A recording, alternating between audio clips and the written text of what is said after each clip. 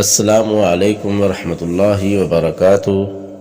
نور الدین زنگی ان خوش نصیب انسانوں میں سے ایک ہیں جنہیں خواب میں رسول کریم صلی اللہ علیہ وسلم کا دیدار نصیب ہوا ہے۔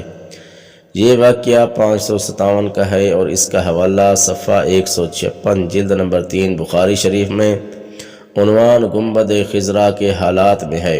557 ہجری میں سلطان نور الدین زنگی نے جب کہ وہ عیسائیوں کے ساتھ صلیبی جنگ عظیم میں مشغول تھے، خواب دیکھا کہ حضرت صلی اللہ علیہ وسلم دو گربا چشم نیلی آنکھوں والے آدمیوں کی طرف اشارہ فرما رہے ہیں۔ یہ سنتے ہی چونک کر سلطان کی آنکھ کھل گئی، اور دوسرے اور تیسرے روز بھی جب ایسا ہوا تو سلطان نے فوراً تیز رو سانیاں منگوا کر چند ہمراہی کے ساتھ عازم سفر روانہ ہو گئے۔ نہ دن دیکھا نہ رات، رواں دواں 26 دن کا طویل سفر 16 دن میں طے کرتے ہوئے مصر سے مدینہ شریف پہنچے، اور جتنے بھی بیرونی باشندے مدینہ شریف میں مقیم تھے سب کی ضیافت کا اہتمام کیا۔ جہاں یہ اہتمام کیا گیا وہاں میدان اب بھی دار الضیافہ کے نام سے مشہور ہے۔ سلطان نے ہر شخص پر گہری نگاہ ڈالی مگر وہ دو شخص نظر نہ آئے جو خواب میں دکھائے گئے تھے۔ پوچھا کیا اور کوئی باقی ہے؟ معلوم ہوا کہ دو مغربی درویش جو گوشہ نشین رہتے ہیں وہی باقی رہ گئے ہیں۔ چنانچہ سلطان کے حکم پر وہ بلوائے گئے۔ جو ہی وہ آدمی سامنے آئے ان کو دیکھتے ہی سلطان نے پہچان لیا کہ انہی کی طرف حضرت صلی اللہ علیہ وسلم نے اشارہ فرمایا تھا۔ ان کو لیے ہوئے سلطان ان کی قیام گاہ پر آئے اور دیکھا کہ ادھر ادھر چند کتابیں پڑی ہوئی ہیں، زمین پر ایک معمولی ٹاٹ پڑا ہوا ہے اور اس پر مصلی بچھا ہوا ہے اور چند برتن رکھے ہیں جن میں کچھ اناج ہے۔ سلطان خاموش سوچ رہا تھا کہ خواب کا کیا مقصد ہو سکتا ہے۔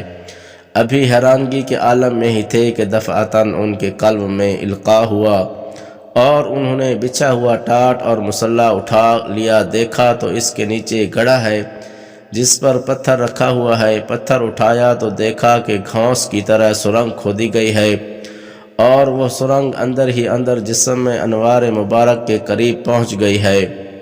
یہ دیکھ کر سلطان غصہ سے لرزنے لگے اور سختی سے تفتیش حال کرنے لگے۔ آخر دونوں نے اقرار کیا کہ وہ نصرانی ہیں جو اسلامی وضع میں یہاں آئے ہیں اور ان کے عیسائی بادشاہ نے جسد محمدی صلی اللہ علیہ وسلم نکال لانے کے لیے ان کو بھیجا ہے۔ ان حالات کو سن کر سلطان کی عجیب کیفیت ہو گئی اور وہ تھر تھر کانپنے اور رونے لگے۔ آخر ان دونوں کو آمنے سامنے قتل کرا دیا اور مخمص دیوار کے گرد اتنی گہری خندق کھدوائی کہ پانی نکل آیا۔ پھر لاکھوں من سیسا پگھلوا کر اس میں ڈلوایا اور سطح زمین تک سیسا کی زمین دوز ٹھوس دیوار قائم کر دی تاکہ آئندہ کوئی دشمن ایسی حرکت نہ کر سکے کہ جسد مطہر مبارک تک کوئی رسائی نہ پا سکے۔ سلطان کے دل میں بیت المقدس فتح کرنے کی کافی تمنائیں تھیں لیکن کچھ اندرونی چپ کلشوں کے باعث ایسا نہ کر سکے، جبکہ بیت المقدس کی مسجد عمر میں رکھنے کے لیے انہوں نے اعلیٰ درجے کا ممبر بھی تیار کروا لیا تھا۔ ان کی خواہش تھی کہ فتح بیت المقدس کے بعد وہ اس ممبر کو اپنے ہاتھوں سے رکھیں گے، لیکن شاید خدا کو یہ منظور نہ تھا۔ نور الدین ابھی حملے کی تیاریاں ہی کر رہے تھے کہ ان کو حشیشین نامی شخص نے زہر دے دیا جس سے ان کے گلے میں سوزش پیدا ہو گئی جو کہ ان کی موت کا باعث بنی۔